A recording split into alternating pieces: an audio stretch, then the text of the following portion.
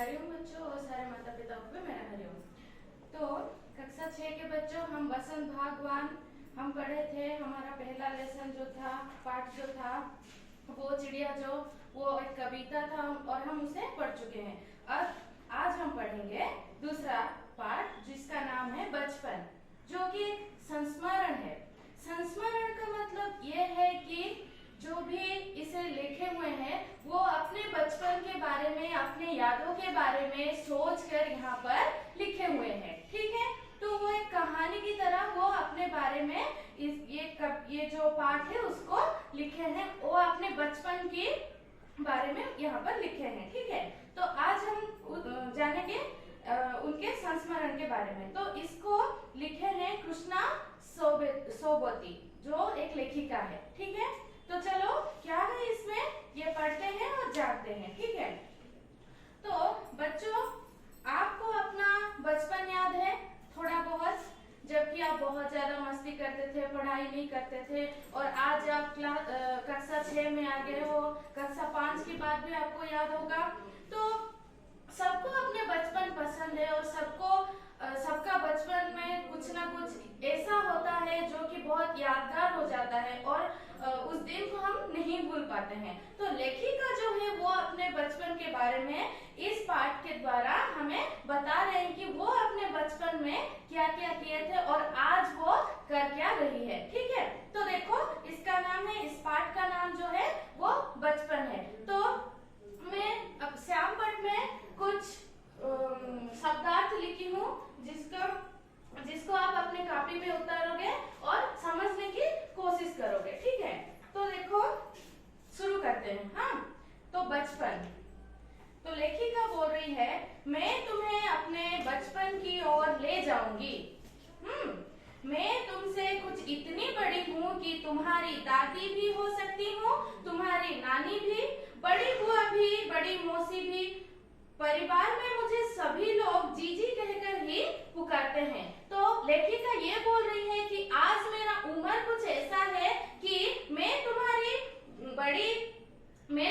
दादी भी बन सकती हूँ, तुम्हारी नानी भी, तुम्हारी बुआ भी और बड़ी मौसी भी। आप मुझे कुछ भी बुला सकते हो, मेरा उम्र कुछ ऐसा है। ठीक है, हाँ, मैं इन दिनों कुछ बड़ा यानी उम्र में सयाना महसूस करने लगी हूँ।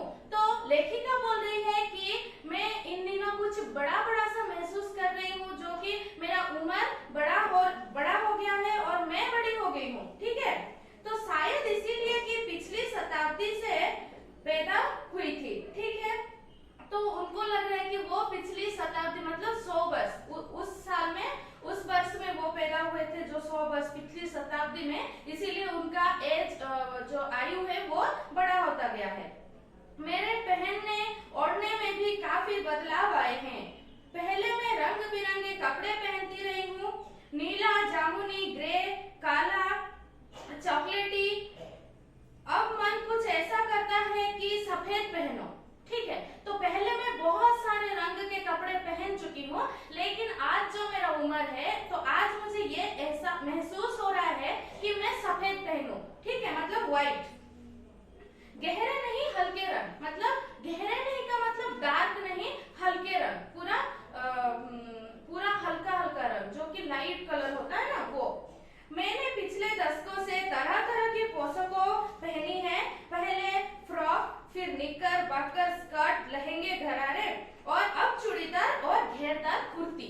तो पहले मैं पिछले दशकों में बहुत सारे रंग बिरंगी और बहुत सारे सुंदर पोशाक में पहन चुकी हूँ, बहुत सारे डिजाइन वाला पोशाक में पहन चुकी हूँ, लेकिन आज मेरा उम्र कुछ ऐसा है कि मुझे लगता है कि मैं सिर्फ और चूड़ीदार और घेरदार कुर्ती यही पहनती हूँ। मैं जो भी मैं पहले पहनती थी वो पहले की बात थी और वो दिन चले गए, जो कि मेरे बचपन में जाता है। ठीक है, बचपन के कुछ फ्रॉक तो मुझे अब तक याद है, बचपन के कुछ ड्रेसेस, जो कुछ पोशाक है वो आज तक मुझे याद है।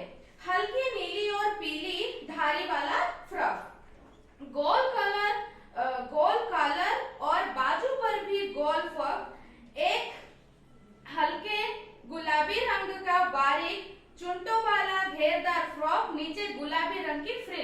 लेखिका यहाँ पर उनके बचपन के एक ड्रेस के एक पोशाक के बारे में याद करके उसको वर्णना किए हुए हैं कि उनके ड्रेस के नीचे एक फ्रिल था, मतलब घेर था, उसका जो रंग था वो गुलाबी था। इसी तरह वो अपने कपड़े को, अपने बचपन के पोशाक को याद करके वर्णना कर रही है। ठीक है, उन दिनों फ्रॉक के ऊपर की जेब में रुमाल और बालों में इतराते रंग बिरंगे रिबन का चलता था। तो उनके टाइम में, उनके समय में, उन दिनों क्या होता था कि बालों में रंग बिरंगे क्या इतराते रिबन, ठीक है, इतराते मतलब बहुत ही इधर उधर झूलने वाले इधर उधर झूलने वाले एक बहुत सुंदर सुंदर रंग वाले क्या मिलता था, रिबन। ठीक है, तो लेमन कलर का बड़े प्लेटों वाला गर्म फ्रॉक जिसके नीचे फोर टंकी थी।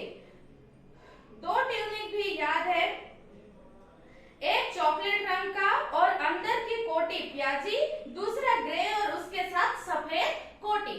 तो लेखिका को उनके गर्म, मतलब जैसे कि हम गर्म ठंडे दिन में हम स्वेटर पहनते हैं, उसी तरह उनके पास जो लेमन कलर का एक गर्म फ्रॉक जिसको वो धूप के महीने में, गर्म के दिन में पहना करती थी, तो उनके पास 2 था। ठीक है, तो उनको दोनों भी याद है। तो उनके दोनों जो फ्रॉक थे, उसके पहला जो था वो चॉकलेट रंग का था, उसके अंदर जो कोट था वो था प्याजी रंग का, दूसरा जो था ग्रे और सफेद। ठीक है, हो गया। तो मुझे अपने मोजे और स्कर्टिंग भी याद है। तो उनको सब कुछ थोड़ा बहुत लेखिका को अपने बचपन के बारे में याद है, जिसको हम संस्मरण कहते हैं। ठीक है, बचपन में हमें अपने मोजे खुद धोने पड़ते थे, वो नौकर या नौकरानी को नहीं दिए जा सकते, इसकी सख्त मनाही थी। जो लेखिका के मोजे थे, जो सॉक्स थे, वो बचपन में खुद ही साफ करते थे, उसको वो अपने नौकर और नौकरानी को देना मनाही थी। ठीक है, सख्त मनाही थी। ठीक है, तो हम बच्चों इतवार की सुबह इसी में लगाते, धो लेने के बाद अपने अपने जूते पॉलिश करके चमकाते। जब जूड़े कपड़े या ब्रश से रगड़ते तो पॉलिश की चमक उभरने लगती। तो क्या हुआ कि जैसे कि वो इतवार की सुबह, इतवार का मतलब रविवार की सुबह वो अपने सॉक्स और अपने जूते धोने में ही खत्म कर देते। ठीक है, और जूते और सॉक्स को, जो अपने मोजे को रगड़ के धोने के बाद, पॉलिश करने के बाद वो चमक उठते। ठीक है, सरवर, मुझे आज भी बूट पॉलिश करना अच्छा लगता है। हालांकि अब नई किस्म के शू आ चुके हैं, कहना होगा कि ये पहले से कहीं ज्यादा आरामदायक हैं।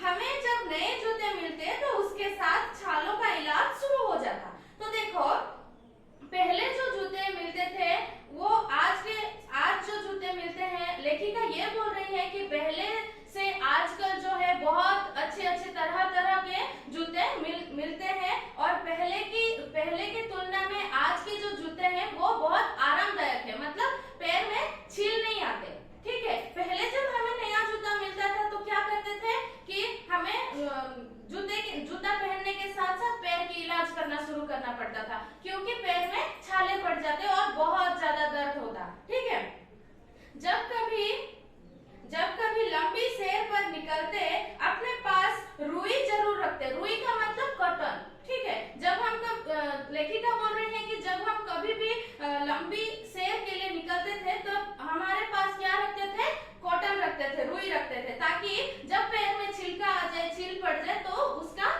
उसमें काम आ सके। जूता लगा तो रुई मोजे के अंदर। हाँ, हमारे तुम्हारे बचपन में तो बहुत ज्यादा फर्क हो चुका है। तो लेखिका बोल रही है कि पहले ऐसा होता था और आज बहुत कुछ बदल चुका है। आज बहुत विज्ञान भी बहुत बढ़ चुका है। आज बहुत अच्छा है और बहुत सुविधा हो चुका है।